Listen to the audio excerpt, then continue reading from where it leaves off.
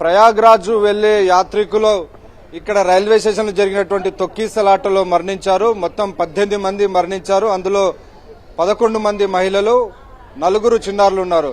So ఈ ఘటన ఈ అర్ధరాత్రి జరిగింది.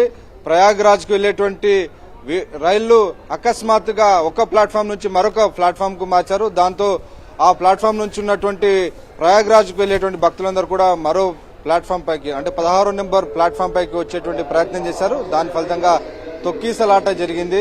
ఫలితంగా 18 మంది ఇప్పటివరకు చనిపోయారు.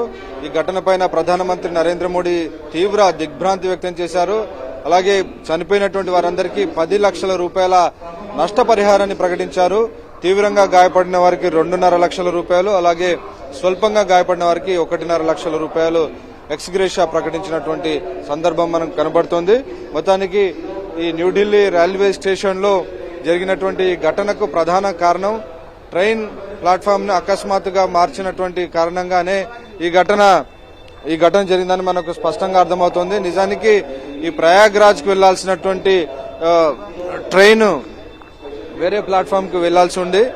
నిజానికి 14 నెంబర్ పైకి వెళ్లాల్సి ఉంది. కానీ అకస్మాత్తుగా ఆ ట్రైన్ కు ప్లాట్ఫామ్ ను వెంటనే మార్చారు. సో దాని ఫలితంగా ఇక్కడ మనకు కనబడవచ్చు. నా రైట్ సైడ్ లో ఉన్నది 13, 14 ప్లాట్ఫామ్స్. సో అక్కడ ప్రయాగ్రాజ్ ట్రైన్ కోసం భక్తులందరూ కూడా ఎదురు చూస్తున్నారు. కానీ ఆ ట్రైన్ అర్ధరాత్రి సమయంలో అకస్మాత్తుగా మార్చి ప్రస్తుతం నేను నిలబడినటువంటి ఈ ప్లాట్ఫామ్ పైకి 16 నెంబర్ ప్లాట్ఫామ్ పైకి మార్చారు.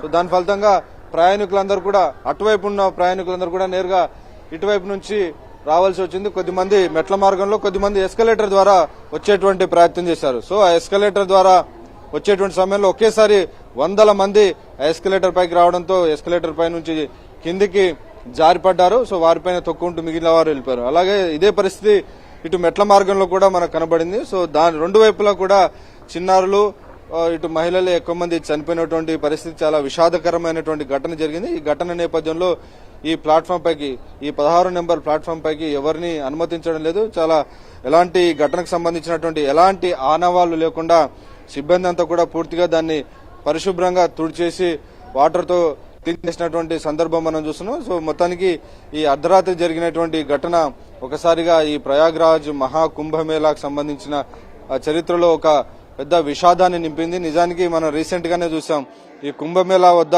పెద్ద ఎత్తున తొక్కిసలాట జరిగి షాహీ స్నానాల సమయంలో వెళ్లి దాదాపు 30 మందికి పైగా చనిపోయారు. సో ఆ ఘటన నుంచి పాఠాలు నేర్వకుండా రైల్వే శాఖ సరైనటువంటి చర్యలు తీసుకోని కారణంగా ఒకేసారి వేలాది మందిని ఈ రైల్వే స్టేషన్ లోకి అనుమతించారు. అలాగే ఈ ప్లాట్ఫామ్ పైన అప్పటికే స్వతంత్ర సేనాని, అలాగే ఇటు భువనేశ్వర్ ట్రైన్స్ అన్ని కూడా ఇదే ట్రైన్ వచ్చే లేట్ గా వస్తున్నటువంటి పరిస్థితి. సో ఆ ట్రైన్స్ కోసం ఎదురు చూస్తున్న ప్రయాణికులు, ప్రయాగ్రాజ్ కు వెళ్లేటువంటి ప్రయాణికులు, సో ఇలా వందలాది మంది ఒకరికి ఒకరు తోడు కావడంతో పూర్తిగా ఒకరికి ఒకరు ఢీకొని వారు కింద పడిపోయి వారిపైన తొక్కుకుంటూ మిగిలిన వారు వెళ్ళిపోయారు. సో దీని ఫలితంగానే ఇంతటి భారీ విషాద ఘటన జరిగింది. ఇందులో ప్రధానంగా రైల్వే శాఖ నిర్లక్ష్యం మనకు క్లియర్ గా కనబడుతుంది. వందలాది మంది ఇక్కడికి జమ అవుతున్న సందర్భంలో, భారీగా గుమిగూడుతున్నటువంటి సందర్భంలో వారిని ఎక్కడికక్కడ నియంత్రించాల్సినటువంటి అవసరం ఉండే. కానీ అలాంటి నియంత్రించేటువంటి పని జరగలేదు. ఒకవైపు మనం చూడొచ్చు, ఇటువైపు పోలీసులు అందరూ కూడా ఈ ప్లాట్ఫామ్ ఎక్కడైతే ఘటన జరిగిందో ఆ ప్లాట్ఫామ్ పైకి వెళ్లి దానికి సంబంధించినటువంటి వాటి దర్యాప్తుకు సంబంధించినటువంటి విషయాలు తెలుసుకునేందుకు పోలీసు బృందాలంతా కూడా ఇక్కడికి వచ్చినటువంటి పరిస్థితి ఉంది.